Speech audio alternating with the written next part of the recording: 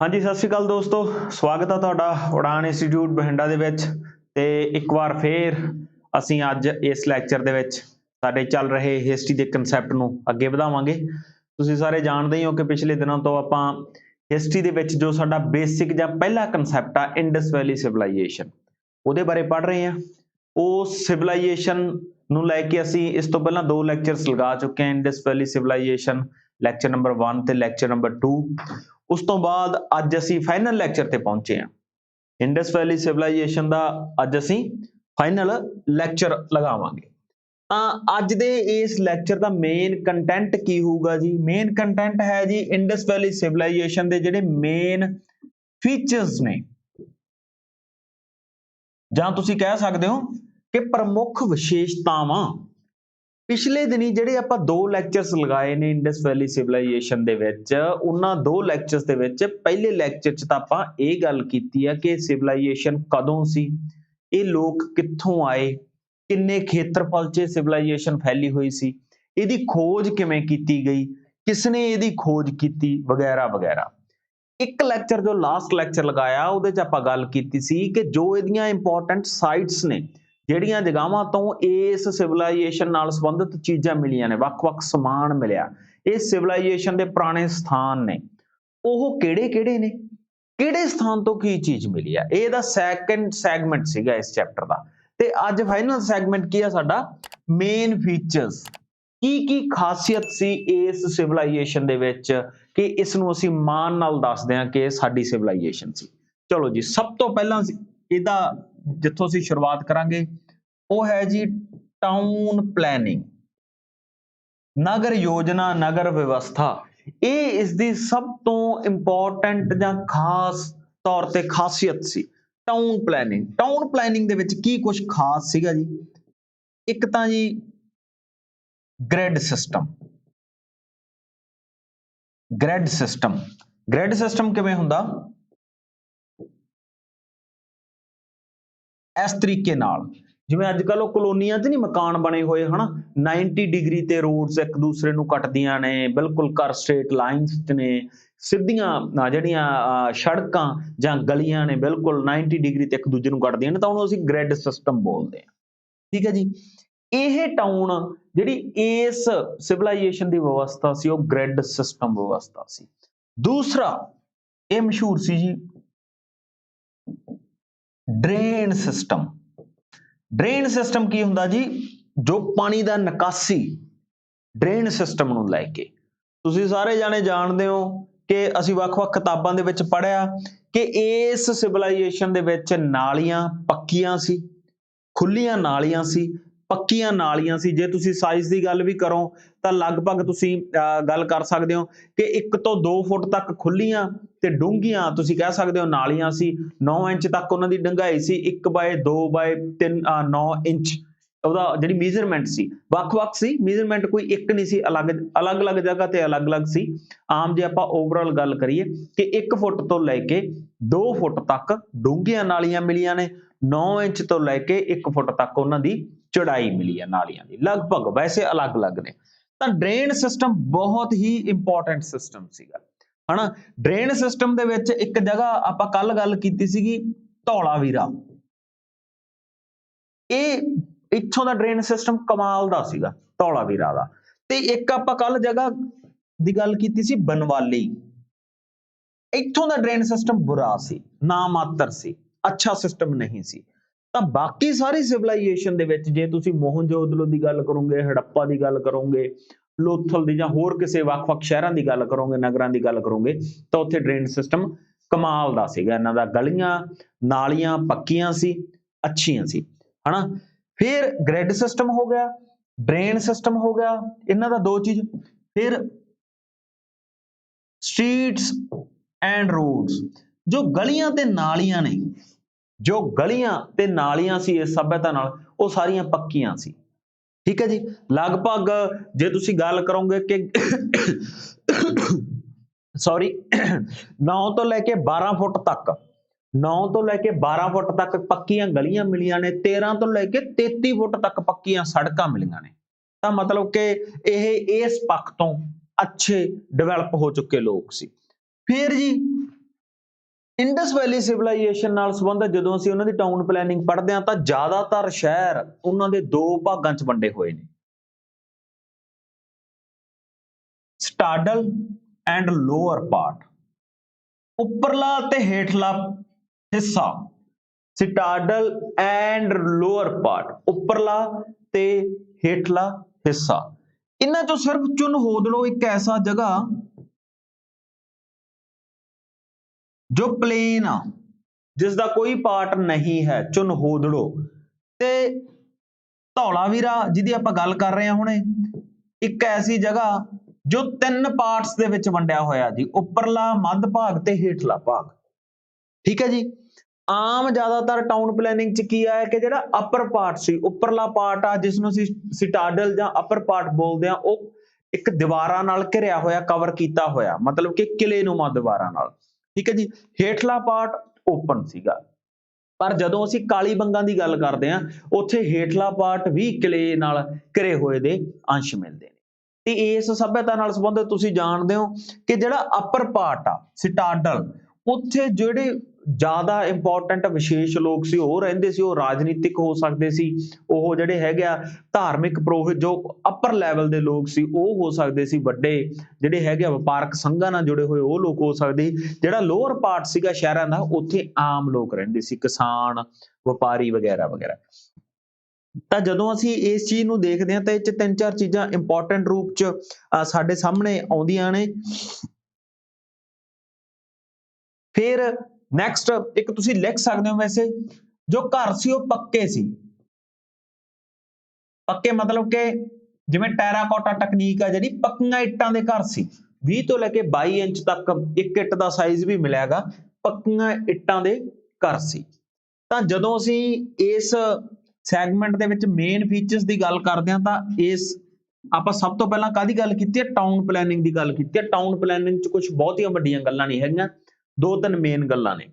ਇੱਕ grid system ਸੀ, ਦੂਸਰਾ drain system ਉਹਨਾਂ ਦਾ ਬਹੁਤ ਅੱਛਾ ਸੀ। ਟਾਊਨਸ ਦੇ ਵਿੱਚ ਪਾਣੀ ਦੀ ਨਿਕਾਸੀ ਬਹੁਤ ਅੱਛੀ ਸੀ, ਜਿਹੜੀਆਂ ਨਾਲੀਆਂ ਸੀ ਉਹ ਪੱਕੀਆਂ ਸੀ, ਖੁੱਲੀਆਂ ਸੀ, ਘਰਾਂ ਦਾ ਪਾਣੀ ਬਾਹਰ ਜਾਂਦਾ ਸੀ। ਜਿਵੇਂ ਕਿ ਤੁਸੀਂ ਦੇਖਿਆ ਕਿ ਧੌਲਾਵੀਰਾ 'ਚ ਤਾਂ ਉਹਨਾਂ ਨੇ ਪੱਥਰ ਨੂੰ ਕੱਟ ਕੇ ਰੌਕ ਕੱਟ ਝੀਲ ਵੀ ਬਣਾਈ ਹੋਈ ਆ ਕਿ ਜਿੱਥੇ ਉਹ ਪਾਣੀ ਨੂੰ ਸਟੋਰ ਕਰਦੇ ਸੀਗੇ।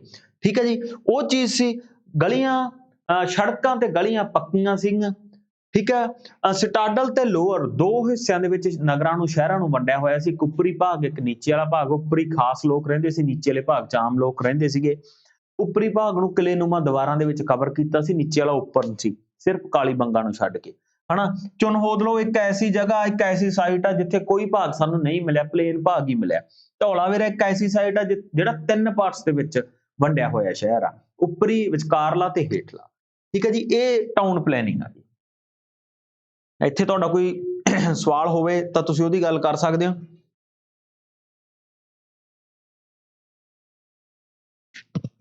ਅੱਗੇ ਚੱਲਦੇ ਹਾਂ ਜੀ, ਚਲੋ ਜੀ। ਨੈਕਸਟ ਹੈਗਾ ਜੀ ਫਸਲਾਂ, ਐਗਰੀਕਲਚਰ ਕਹਿ ਲਓ ਕਿ ਇੰਡਸ ਵੈਲੀ ਸਿਵਲਾਈਜੇਸ਼ਨ ਦੇ ਵਿੱਚ ਐਗਰੀਕਲਚਰ ਦੇ ਵਿੱਚ ਕੀ ਸੀ ਤਾਂ ਪ੍ਰਮੁੱਖ ਫਸਲਾਂ ਕੀ ਕੀ ਸੀ? ਦੇਖੋ, ਕਣਕ ਤੇ ਜੌਂ ਪ੍ਰਮੁੱਖ ਫਸਲ ਸੀ ਉਹਨਾਂ ਦੀ। ਕਣਕ ਤੇ ਜੌਂ ਪ੍ਰਮੁੱਖ ਫਸਲ ਸੀ। ਇਹਦੇ ਤੋਂ ਬਿਨਾਂ ਜਿੱਥੋਂ ਕੁਐਸਚਨ ਆ ਸਕਦਾ, ਕਪਾਹ। ਕਪਾਹ ਨੂੰ ਉਗਾਉਣ ਵਾਲੇ ਇੰਡਸ ਵੈਲੀ ਸਿਵਲਾਈਜੇਸ਼ਨ ਵਾਲੇ ਲੋਕ ਪਹਿਲੇ ਲੋਕ ਮੰਨੇ ਜਾਂਦੇ ਨੇ, ਜਿਹੜੇ ਕਪਾਹ ਨੂੰ ਉਗਾ ਰਹੇ ਨੇ। ਗ੍ਰੀਕਸ ਨੇ ਕਪਾਹ ਨੂੰ ਕੀ ਆਖਿਆ ਬਈ? ਇਹ ਕੁਐਸਚਨ ਆਉਂਦਾ ਹੁੰਦਾ, ਸਿੰਡਨ। ਤਾਂ ਇੰਡਸ ਵੈਲੀ ਸਿਵਲਾਈਜੇਸ਼ਨ ਵਾਲੇ ਲੋਕ ਕਪਾਹ ਨੂੰ ਉਗਾਉਣ ਵਾਲੇ ਪਹਿਲੇ ਲੋਕ ਸੀ। ਇਹੀ ਕੁਐਸਚਨ ਮੇਨ ਫਸਲਾਂ ਦੇ ਵਿੱਚੋਂ ਆਉਂਦਾ। ਇਹਦੇ ਤੋਂ ਬਿਨਾਂ ਜੇ ਬਾਕੀ ਫਸਲਾਂ ਦੀ ਅਸੀਂ ਗੱਲ ਕਰਾਂਗੇ ਤਾਂ ਤੁਸੀਂ ਲਿਖਿਓ, ਮੈਂ ਉਹਨੂੰ ਬਲੈਕ ਬੋਰਡ ਤੇ ਨਹੀਂ ਲਿਖੂੰਗਾ, ਉਹ ਬੜਾ ਸਿੰਪਲ ਨੇ। ਜਿਵੇਂ ਕਿ ਅਸੀਂ ਵੱਖ-ਵੱਖ ਜਦੋਂ ਅਸੀਂ ਵੱਖ-ਵੱਖ ਜਗ੍ਹਾਵਾਂ ਬਾਰੇ ਪੜ੍ਹ ਰਹੇ ਸੀ, ਜਿਵੇਂ ਕਿ ਉੱਥੋਂ ਸਾਨੂੰ ਚੌਲਾਂ ਦੇ ਵੀ ਅੰਸ਼ ਮਿਲੇ ਨੇ, ਤਾਂ ਇਟ ਮੀਨਸ ਚੌਲ ਫਸਲ ਸੀ। ਹਨਾ, ਤਿਲ ਤੇ ਸਰੋਂ ਦੇ ਢੇਰ ਮਿਲੇ ਨੇ ਸਾਨੂੰ, ਇਟ ਮੀਨਸ ਤਿਲ ਤੇ ਸਰੋਂ ਦੀ ਫਸਲ ਸੀ। ਮਟਰ ਦੀ ਫਸਲ ਵੀ ਸੀਗੀ। ਹਨਾ, ਲੋਕ ਸ਼ਹਿਦ ਦੀ ਵਰਤੋਂ ਵੀ ਕਰਦੇ ਸੀਗੇ। ਇਸ ਚੀਜ਼ ਦੇ ਵੀ ਜਿਹੜੇ ਹੈਗੇ ਆ ਸਾਨੂੰ ਸੰਕੇਤ ਮਿਲੇ ਨੇ। ठीक है जी। शहद की वरतों करते सी, मक्की, बाजरा, छोले, ये होर फसलां ने, प्रमुख फसलां ने जिहड़ियां। ਜ਼ਿਆਦਾਤਰ ਫਸਲਾਂ ਸੀਗੀਆਂ ਜਿਹੜੀਆਂ ਉਹਨਾਂ ਦਾ ਸਰਕਲ ਸੀ ਨਵੰਬਰ ਤੋਂ ਅਪ੍ਰੈਲ ਤੱਕ ਵਾਲਾ। ਜਿਹੜੀਆਂ ਜ਼ਿਆਦਾਤਰ ਫਸਲਾਂ ਉਗਾਈਆਂ ਜਾਂਦੀਆਂ ਸੀ ਨਵੰਬਰ ਟੂ ਅਪ੍ਰੈਲ, ਇਸ ਜਿਹੜਾ ਸੀਜ਼ਨ ਦੇ ਵਿੱਚ ਫਸਲਾਂ ਉਗਾਈਆਂ ਜਾਂਦੀਆਂ ਸੀਗੀਆਂ। ਅੱਗੇ ਚੱਲਦੇ ਹਾਂ ਜੀ।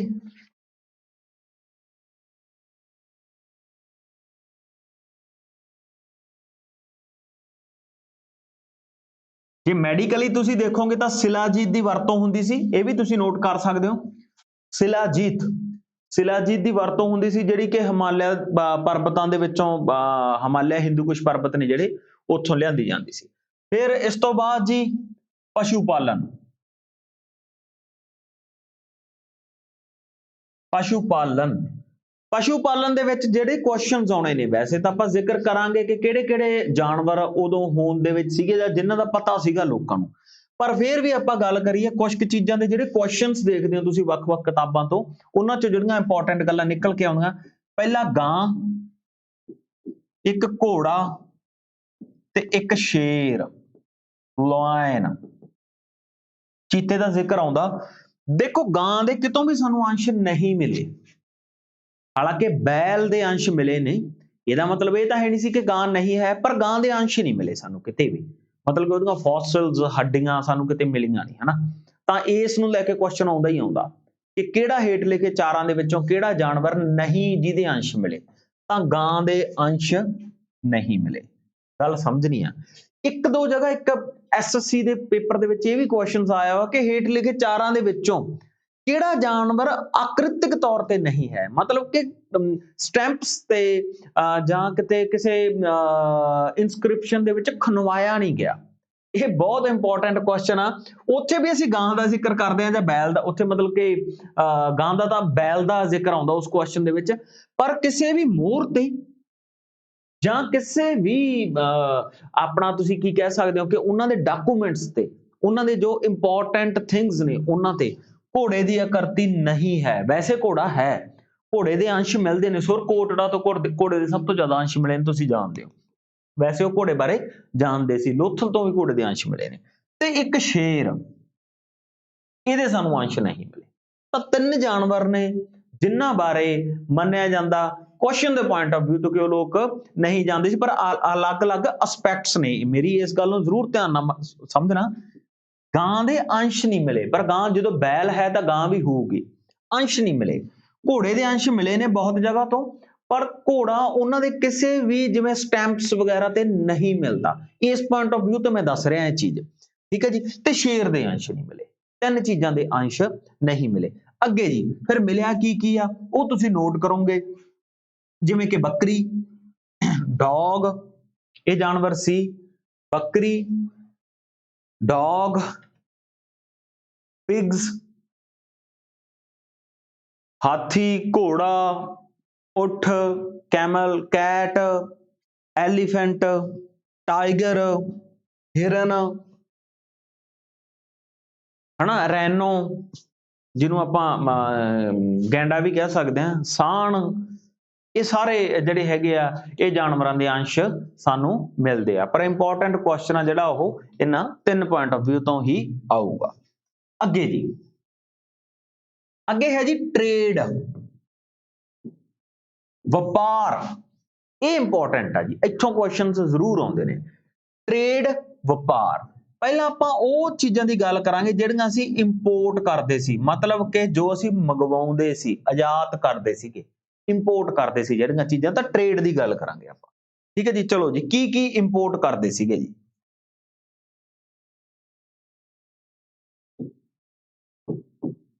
ਸੋਨਾ,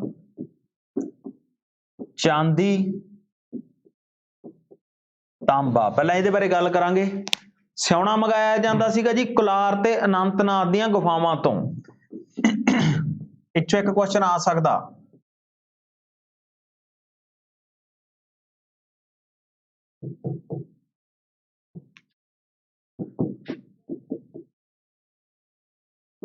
ਠੀਕ ਹੈ ਜੀ।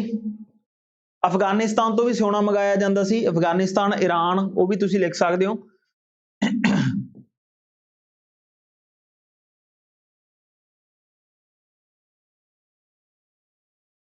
ਜ਼ਿਆਦਾਤਰ ਇਧਰੋਂ ਹੀ ਵਪਾਰ ਹੋਇਆ। ਅਫਗਾਨਿਸਤਾਨ, ईरान क्योंकि ईरान वाला इलाका तो मैसोपोटामिया के नाल ही जा लग्या ना, तां करके चांदी अफगानिस्तान, ईरान ते आर्मीनिया ऐड होगी। एक और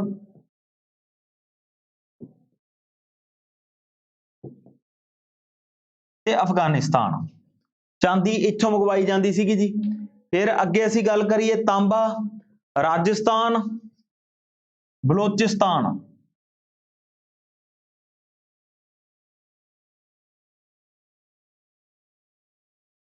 जे तुसीं राजस्थान दे कुछ इलाके, जे तुसीं तांबे की गल करोगे तो इंडस वैली सिविलाइजेशन दे विच दाइमाबाद तांबे लई मशहूर सीगा।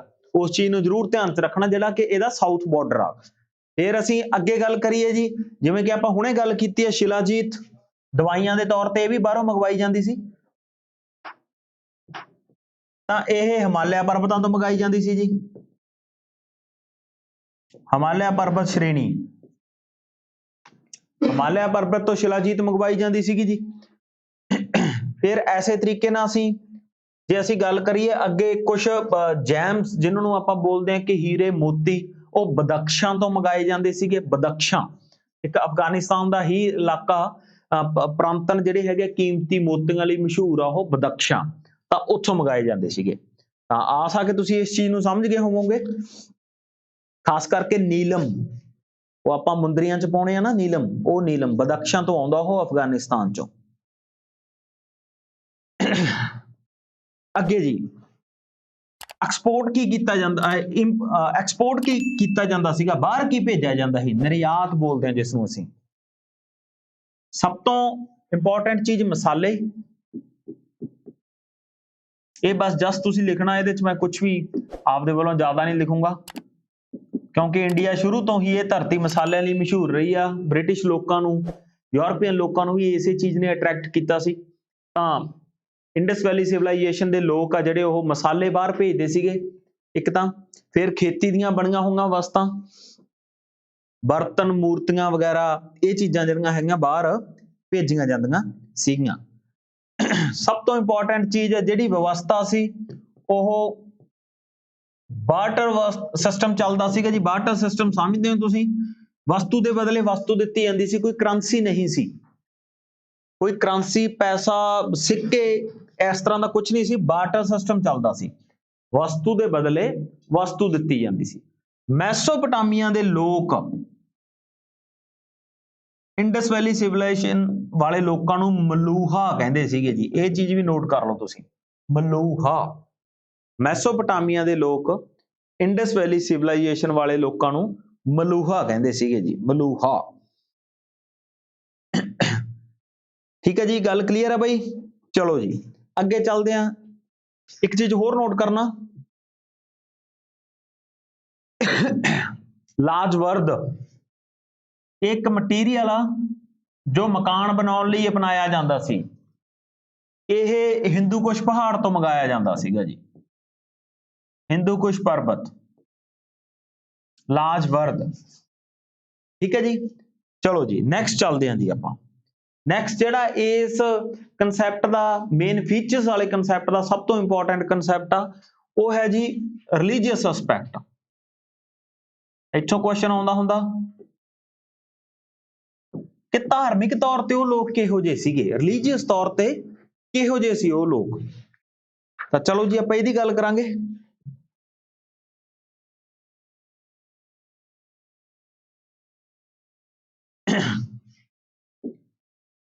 नंबर एक गल, मंदिर नहीं सी। ये क्वेश्चन बड़े सारे पेपरां च आया कि 4 ऑप्शनस दे विचों तुहाडे तो एक गलत जां एक सही मन्नी पुछया जांदा, ते उहदे च इस मंदिर दा, टैंपल दा जिक्र आउंदा, तां मंदिर नहीं सी, मंदिर पूजा नहीं सी। वो लोग ज़्यादातर जानवरां जां कुदरत दी पूजा करदे सीगे। किस तरीके नाल? एक मैत्री देवी, इहनूं उर्वता दी देवी भी कहा जाता। बेसिकली उर्वता दी देवी का जो जिक्र आउंदा वख-वख किताबां च, धरती मां की पूजा। उर्वता हुंदी है उपजाऊ शक्ति, ਜਿਸ ਦੇ ਨਾਲ ਧਰਤੀ ਦੇ ਵਿੱਚ ਜਦੋਂ ਕੋਈ ਬੀਜ ਬੋਇਆ ਜਾਂਦਾ ਤਾਂ ਉਹ ਫਸਲ ਦਾ ਰੂਪ ਲੈਂਦਾ, ਉਹਨੂੰ ਉਰਵਰਤਾ ਕਿਹਾ ਜਾਂਦਾ, ਤਾਂ ਉਹਦੀ ਪੂਜਾ ਕੀਤੀ ਜਾਂਦੀ ਸੀਗੀ। ਤਾਂ ਉਰਵਰਤਾ ਦੀ ਦੇਵੀ ਦੀ ਪੂਜਾ ਕੀਤੀ ਜਾਂਦੀ ਸੀ। ਇਹ ਬਹੁਤ ਇੰਪੋਰਟੈਂਟ ਆ। ਜਿਹੜਾ ਸਭ ਤੋਂ ਇੰਪੋਰਟੈਂਟ ਦੇਵਤਾ ਸੀ ਇਸ ਸਮੇਂ ਦਾ, ਉਹ ਸੀ ਪਸ਼ੂਪਤੀ ਦੇਵ। ਪਸ਼ੂਪਤੀ ਦੇਵ ਹੈ ਸ਼ਿਵ ਦਾ ਰੂਪ ਆ ਜੀ। ਇੰਪੋਰਟੈਂਟ ਦੇਵਤਾ ਮੰਨਿਆ ਜਾਂਦਾ ਇਸ ਇੰਡਸ ਵੈਲੀ ਸਿਵਲਾਈਜੇਸ਼ਨ ਦੇ ਵਿੱਚ ਪਸ਼ੂਪਤੀ ਦੇਵ। ਤਾਂ ਪਸ਼ੂਪਤੀ ਦੇਵ ਨੂੰ ਲੈ ਕੇ ਇੱਕ ਇੰਪੋਰਟੈਂਟ ਕਨਸੈਪਟ ਆ ਜਿਹੜਾ ਆਪਾਂ ਇੱਥੇ ਕਰਨਾ, ਕਿ ਪਸ਼ੂਪਤੀ ਦੇਵ ਦੀ ਇੱਕ ਮੋਹਰ ਮਿਲੀ ਆ। ਪਸ਼ੂਪਤੀ ਦੇਵ ਦੀ ਇੱਕ ਮੋਹਰ ਮਿਲੀ ਆ। ਫੋਰ ਐਗਜ਼ਾਮਪਲ, ਜੇ ਆਪਾਂ ਪਸ਼ੂਪਤੀ ਦੇਵ ਨੂੰ ਇਸ ਤਰ੍ਹਾਂ ਦਿਖਾਉਣੇ ਆ ਤਾਂ ਉਹਦੇ ਚਾਰੋਂ ਸਾਈਡਸ ਤੇ 4 ਜਾਨਵਰ ਨੇ ਤੇ 2 ਹਿਰਨ ਨੀਚੇ ਬੈਠੇ ਨੇ। ਇਹ ਇੱਕ ਮੋਹਰ ਮਿਲੀ ਆ ਪਸ਼ੂਪਤੀ ਦੇਵ ਦੀ। ਵਿਚਕਾਰ ਪਸ਼ੂਪਤੀ ਦੇਵ ਆ, ਉਹਦੀ ਇੱਕ ਸਾਈਡ ਤੇ ਹਾਥੀ, ਚੀਤਾ, ਗੈਂਡਾ ਤੇ ਮੱਝ, ਇਹ ਚਾਰੋਂ ਜਾਨਵਰ ਦਿਖਾਏ ਗਏ ਨੇ। ਹਾਥੀ, ਚੀਤਾ, ਗੈਂਡਾ ਤੇ ਮੱਝ, ਪਸ਼ੂਪਤੀ ਦੇਵ ਦੇ ਚਾਰੋਂ ਤਰਫ ਇਹ 4 ਜਾਨਵਰ ਨੇ ਤੇ ਉਹਦੇ ਚਰਨਾਂ 'ਚ ਉਹਦੇ ਨੀਚੇ 2 ਹਿਰਨ ਬੈਠੇ ਦਿਖਾਏ ਗਏ ਨੇ। ਮੈਂ ਦੁਬਾਰਾ ਫੇਰ ਰਿਪੀਟ ਕਰਦਾ, ਹਾਥੀ, ਚੀਤਾ, ਗੈਂਡਾ ਤੇ ਮੱਝ ਮੀਨਸ ਕਿ ਐਲੀਫੈਂਟ, ਟਾਈਗਰ, ਰਾਈਨੋ ਤੇ ਬਫਲੋ, 4 ਜਾਨਵਰ ਨੇ ਜੋ ਉਹਦੇ ਚਾਰੋਂ ਸਾਈਡ ਨੇ, ਤੇ ਇੱਥੇ 2 ਡੀਅਰ, ਹਿਰਨ। ਤਾਂ ਟੋਟਲ ਪਸ਼ੂਪਤੀ ਦੇਵ ਦੀ ਮੂਰਤੀ ਜਿਹੜੀ ਸਟੈਂਪ ਆ ਜੋ ਉਹਦੇ ਤੇ 6 ਜਾਨਵਰ ਦਿਖਾਏ ਗਏ ਨੇ। ਠੀਕ ਹੈ ਜੀ, ਇਹ ਬਹੁਤ ਇੰਪੋਰਟੈਂਟ ਆ, ਇਹਨੂੰ ਤੁਸੀਂ ਧਿਆਨ 'ਚ ਰੱਖਣਾਗਾ। ਇਹਦੇ ਤੋਂ ਬਿਨਾਂ ਕੁਝ ਕੀਮਤੀ ਪੱਥਰਾਂ ਦੀ ਪੂਜਾ ਕੀਤੀ ਜਾਂਦੀ ਸੀ, ਲਿੰਗ ਦੀ ਪੂਜਾ ਕੀਤੀ ਜਾਂਦੀ ਸੀ, ਮਤਲਬ ਕਿ ਸ਼ਿਵ ਲਿੰਗ ਦੀ ਪੂਜਾ ਕੀਤੀ ਜਾਂਦੀ ਸੀ।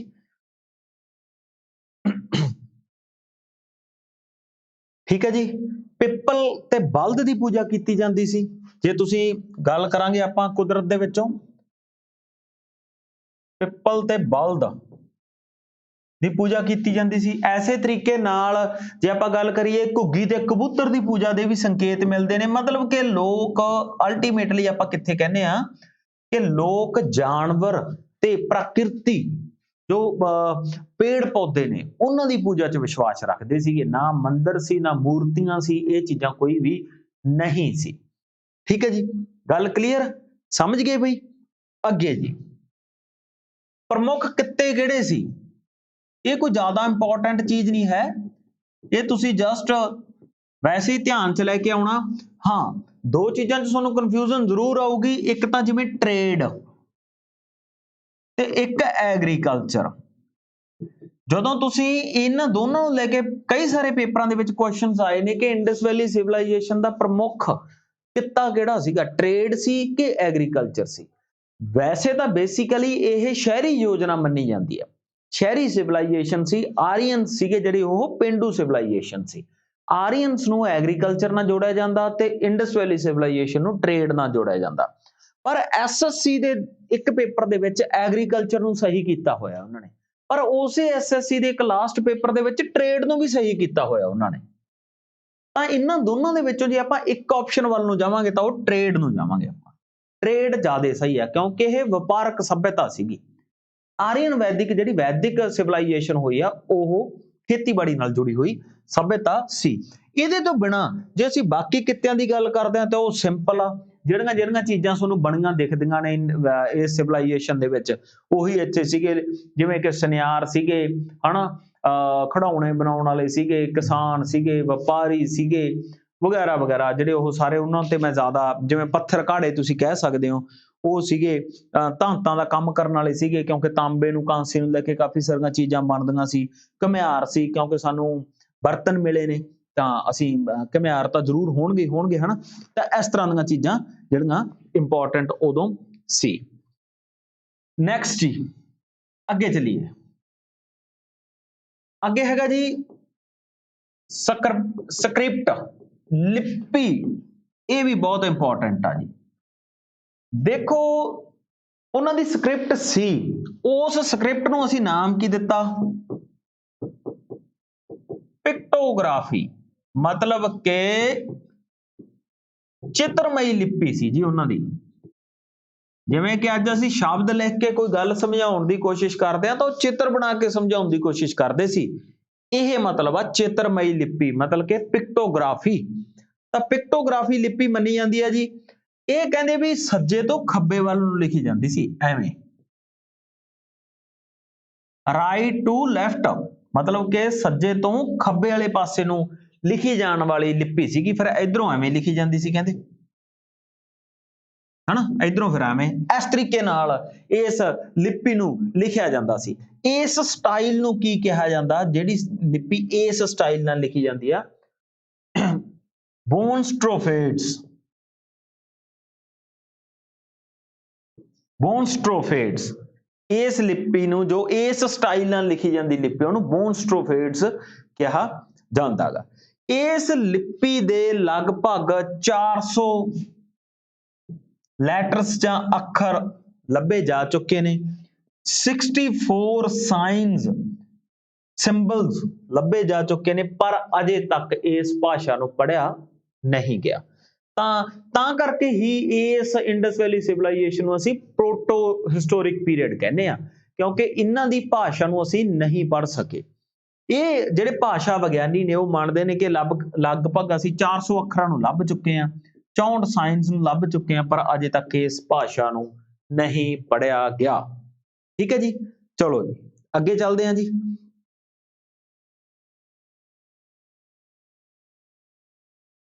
ਕੁਝ ਇੰਪੋਰਟੈਂਟ ਚੀਜ਼ਾਂ ਜਿਹੜੀਆਂ ਬਾਕੀ ਨੇ,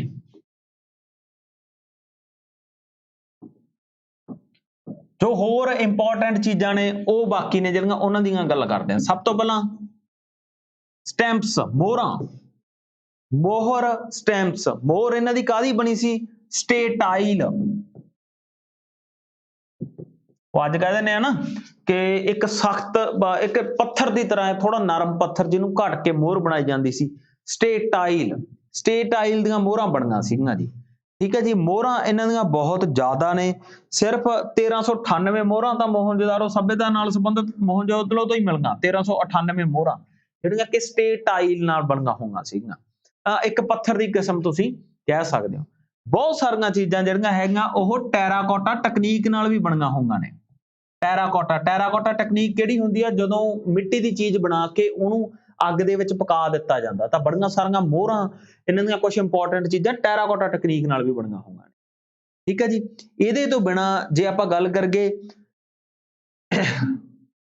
ਰੀਬਰਥ 'ਚ ਇਹ ਵਿਸ਼ਵਾਸ ਕਰਦੇ ਸੀ, ਜਨਮ ਤੋਂ ਮੌਤ ਤੋਂ ਬਾਅਦ ਦੀ ਜ਼ਿੰਦਗੀ ਦੇ ਵਿੱਚ ਇਹ ਵਿਸ਼ਵਾਸ ਕਰਦੇ ਸੀ। ਤਾਂ ਕਰਕੇ ਸਾਨੂੰ ਬੜੀ ਸਾਰੀ, ਜਿਵੇਂ ਕਿ ਰੋਪੜ ਦੇ ਵਿੱਚ ਸਾਨੂੰ ਇਨਸਾਨ ਦੇ ਨਾਲ ਕੁੱਤਿਆਂ ਨੂੰ ਦਫਨਾਉਣ ਦੇ ਅੰਸ਼ ਮਿਲੇ ਨੇ, ਹਨਾ। ਜਿਵੇਂ ਲੋਥਲ ਦੇ ਵਿੱਚ ਵੀ ਮੇਰਾ ਖਿਆਲ ਬੱਕਰੀ ਨੂੰ ਦਫਨਾਇਆ ਗਿਆ ਇਨਸਾਨ ਦੇ ਨਾਲ। ਮਤਲਬ ਕਿ ਜਿਹੜੀਆਂ ਇਨਸਾਨ ਦੀਆਂ ਲੋੜਾਂ ਨੇ, ਉਹਦੀਆਂ ਨੇੜਲੀਆਂ ਲੋੜਾਂ ਨੇ, ਉਹਨਾਂ ਨੂੰ ਜਦੋਂ ਇਨਸਾਨ ਦੀ ਡੈਥ ਹੁੰਦੀ ਹੈ ਤੇ ਉਹਨਾਂ ਦੇ ਨਾਲ ਦਫਨਾਇਆ ਜਾਂਦਾ ਸੀ। ਇਟ ਮੀਨਸ ਕੀ ਸੀ ਕਿ ਉਹਨਾਂ ਦਾ ਇੱਕ ਕਲਚਰ ਸੀ ਕਿ ਉਹ ਰੀਬਰਥ ਜਾਂ ਮੌਤ ਤੋਂ ਬਾਅਦ ਦੇ ਜੀਵਨ ਦੇ ਵਿੱਚ ਵਿਸ਼ਵਾਸ ਕਰਦੇ ਸੀ।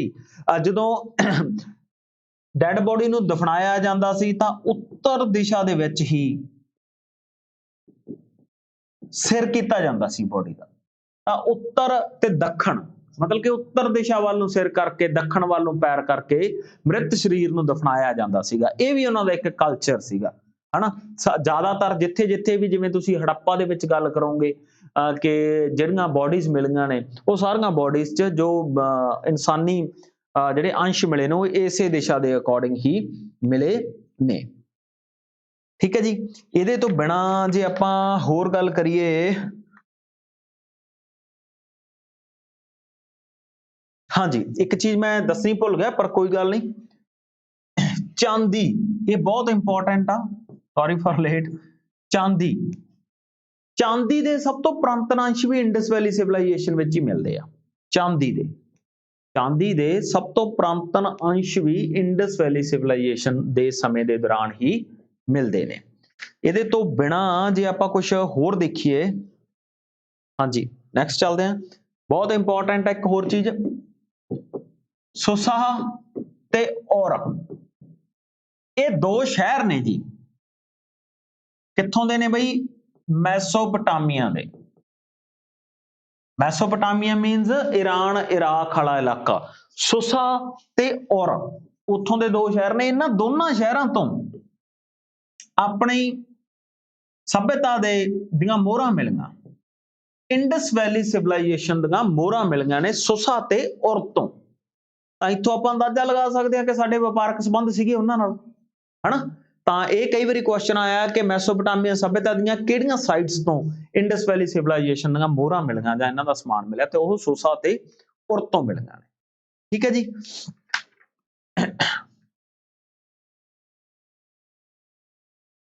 ਅੱਗੇ ਜੀ, ਜੋ ਬਰਤਨਾਂ ਤੇ ਜੋ ਭਾਂਡੇ ਬਣਾਉਂਦੇ ਸੀ, ਮਿੱਟੀ ਦੇ ਭਾਂਡੇ ਬਣਾਏ ਜਾਂਦੇ ਸੀ, ਉਹਨਾਂ ਤੇ ਜਿਹੜਾ ਇਸ ਇੰਡਸ ਵੈਲੀ ਸਿਵਲਾਈਜੇਸ਼ਨ ਦੇ ਵਿੱਚ ਸਭ ਤੋਂ ਜਿਹੜੇ ਰੰਗ ਦੀ ਵਰਤੋਂ ਹੁੰਦੀ ਸੀ ਉਹ ਲਾਲ ਦੀ ਹੁੰਦੀ ਸੀਗੀ। ਲਾਲ ਰੰਗ ਦੀ ਵਰਤੋਂ ਕਾਲੇ ਬਰਤਨ ਤੇ ਕੀਤੀ ਜਾਂਦੀ ਸੀ, ਰੈੱਡ ਕਲਰ ਦੀ। ਆਰੀਅਨ ਜਦੋਂ ਸਿਵਲਾਈਜੇਸ਼ਨ ਆਉਂਦੀ ਹੈ, ਜਿਹਨੂੰ ਵੈਦਿਕ ਏਰਾ ਬੋਲਦਾ, ਉਸ ਸਮੇਂ ਗ੍ਰੇ ਤੇ ਬਲੈਕ ਦੀ ਵਰਤੋਂ ਹੁੰਦੀ ਸੀ। ਇਹ ਬਹੁਤ ਇੰਪੋਰਟੈਂਟ ਚੀਜ਼ ਆ। ਬਰਤਨ ਜੋ ਬਣਾਏ ਜਾਂਦੇ ਸੀ, ਪੋਟਰੀ ਬੋਲਦੇ ਆ ਜਿਹਨੂੰ ਆਪਾਂ, ਹਨਾ, ਮਿੱਟੀ ਦੇ ਭਾਂਡਿਆਂ ਨੂੰ ਬਣਾ ਕੇ ਫਿਰ ਉਹਨੂੰ ਟੈਰਾਕੋਟਾ ਟੈਕਨੀਕ ਨਾਲ ਸਖਤ ਕਰਨਾ, ਜਿਵੇਂ ਅੱਜ ਕੱਲ੍ਹ ਆਪਾਂ ਤੌੜੇ ਆਪਾਂ ਘਰਾਂ 'ਚ ਵਰਤਦੇ ਹਾਂ, ਉਹੀ ਚੀਜ਼। ਤਾਂ ਉਹਦੇ ਤੇ ਰੈੱਡ ਕਲਰ ਦੀ ਵਰਤੋਂ ਇੰਡਸ ਵੈਲੀ ਸਿਵਲਾਈਜੇਸ਼ਨ ਦੇ ਵਿੱਚ ਸਭ ਤੋਂ ਜ਼ਿਆਦਾ ਹੋਈ ਆ। ਵੈਦਿਕ ਏਰਾ ਦੇ ਵਿੱਚ ਗ੍ਰੇ ਕਲਰ ਦੀ ਸਭ ਤੋਂ ਜ਼ਿਆਦਾ ਹੋਈ ਆ। ਤਾਂ ਇਹ ਰੈੱਡ ਵੇਅਰ ਪੋਇਟਰੀ ਸੀ, ਉਹ ਗ੍ਰੇ ਵੇਅਰ ਪੋਇਟਰੀ ਸੀ। ਠੀਕ ਹੈ ਜੀ। ਉੱਨੀ ਤੇ ਸੂਤੀ ਕੱਪੜਿਆਂ ਦਾ ਪ੍ਰਯੋਗ ਕਰਦੇ ਸੀਗੇ ਉਹ ਲੋਕ, ਉੱਨੀ ਤੇ ਸੂਤੀ ਕੱਪੜਿਆਂ ਦਾ ਜਿਹੜਾ ਪ੍ਰਯੋਗ ਕਰਦੇ ਸੀ।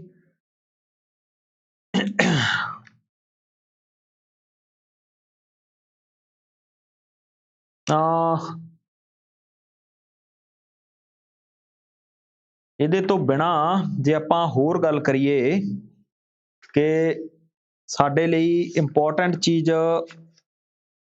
ਹਾਂ ਹੋਰ ਕੋਈ ਨਹੀਂ, ਬਸ ਮੇਨ ਫੀਚਰ ਸਾਡੇ ਹੋ ਚੁੱਕੇ ਨੇ। ਠੀਕ ਹੈ ਜੀ। ਤੇ ਲਾਸਟ ਤੇ ਹੈ ਜੀ ਕਿ ਐਡੀ ਕਮਾਲ ਦੀ ਸਭਿਅਤਾ ਸਮਾਪਤ ਕਿਵੇਂ ਹੁੰਦੀ ਆ, ਡੈਕਲਾਈਨ, ਹਨਾ, ਕਿਵੇਂ ਸਮਾਪਤ ਹੋ ਜਾਂਦੀ ਆ ਐਡੀ ਕਮਾਲ ਦੀ ਬਣੀ ਹੋਈ ਸਭਿਅਤਾ, ਜੋ ਕਿ ਆਮ ਜਿਹੜਾ ਹੈਗਾ ਮੰਨਿਆ ਜਾਂਦਾ ਕਿ ਹੌਲੀ ਹੌਲੀ ਉਹ ਡਿਵੈਲਪ ਹੁੰਦੀ ਆ ਤੇ 2500 ਤੋਂ ਲੈ ਕੇ 1750 BC ਤੱਕ ਉਹ ਆਪਦੀ ਪੀਕ ਤੇ ਰਹਿੰਦੀ ਆ। ਪਰ ਫਿਰ ਇੱਕ ਐਸਾ ਸਮਾਂ ਆਉਂਦਾ ਕਿ ਇਹ ਸਭਿਅਤਾ ਖਤਮ ਹੋ ਜਾਂਦੀ ਆ ਤੇ ਇਹ ਸਭਿਅਤਾ ਦੀ ਜਗ੍ਹਾ ਤੇ ਇੱਕ ਨਵੀਂ ਸਭਿਅਤਾ ਜਿਹੜੀ ਹੋਂਦ ਦੇ ਵਿੱਚ ਆਉਂਦੀ ਆ, ਉਹ ਹੈਗੀ ਵੈਦਿਕ ਕਾਲ ਜਾਂ ਵੈਦਿਕ ਸਿਵਲਾਈਜੇਸ਼ਨ। ਤਾਂ ਇਸ ਸਭਿਅਤਾ ਦੇ ਖਤਮ ਹੋਣ ਦੇ ਕਈ ਸਾਰੇ ਕਾਰਨ ਨੇ।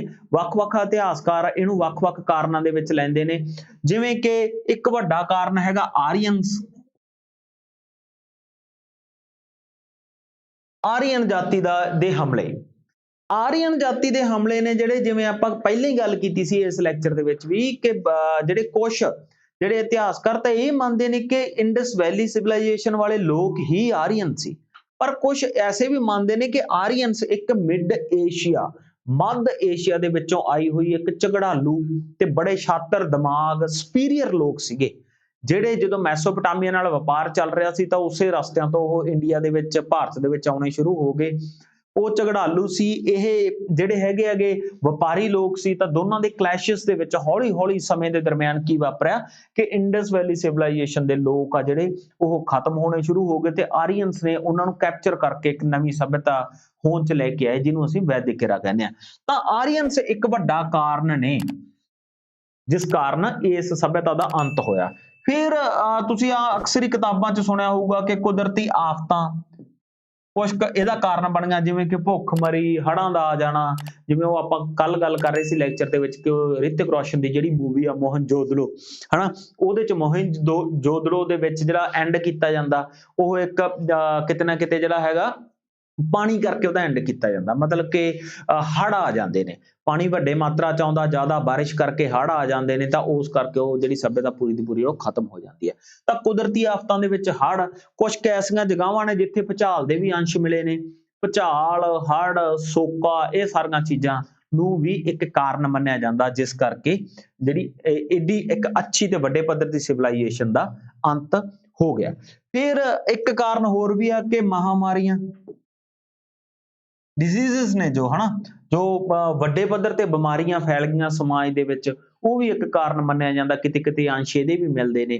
ਤੇ ਸਭ ਤੋਂ ਅੰਤਮ ਅੰਸ਼ ਆ ਕਿ ਇੰਡਸ ਵੈਲੀ ਸਿਵਲਾਈਜੇਸ਼ਨ, ਜੋ ਕਿ ਮੇਨ ਬੇਸ ਬਸੀ ਕਾਹਦੇ ਤੇ ਸੀ, ਸਿੰਧ ਨਦੀ ਦੇ ਕਿਨਾਰੇ ਤੇ ਬਸੀ ਸੀ। ਤੇ ਉਹ ਸਿੰਧ ਨਦੀ ਦਾ ਵਹਾਅ ਹੀ ਬਦਲ ਗਿਆ, ਉਹਦਾ ਏਰੀਆ ਬਦਲ ਗਿਆ। ਤਾਂ ਜਿਹੜੇ ਉਹਦੇ ਕੰਢੇ ਤੇ ਵਸੇ ਹੋਏ ਸ਼ਹਿਰ ਸੀ ਉਹ ਸਾਰੇ ਦੇ ਸਾਰੇ ਪਾਣੀ ਦੇ ਵਿੱਚ ਡੁੱਬ ਗਏ। ਤੇ ਜਦੋਂ ਨੂੰ ਨਵੀਂ ਸਿਵਲਾਈਜੇਸ਼ਨ ਨੇ ਹੋਂਦ ਚ ਆਉਣਾ ਸੀ ਤਾਂ ਆਰੀਅਨਸ ਲੋਕ ਇੱਥੇ ਆ ਚੁੱਕੇ ਸੀ, ਤਾਂ ਉਹਨਾਂ ਨੇ ਆਪਦੇ ਅਕੋਰਡਿੰਗ ਇੱਕ ਪੇਂਡੂ ਸਭਿਅਤਾ ਨਵੀਂ ਹੋਂਦ ਚ ਲੈ ਕੇ ਆਏ, ਨਾ ਕਿ ਉਹ ਸ਼ਹਿਰੀ ਸਭਿਅਤਾ ਲੈ ਕੇ ਆਏ।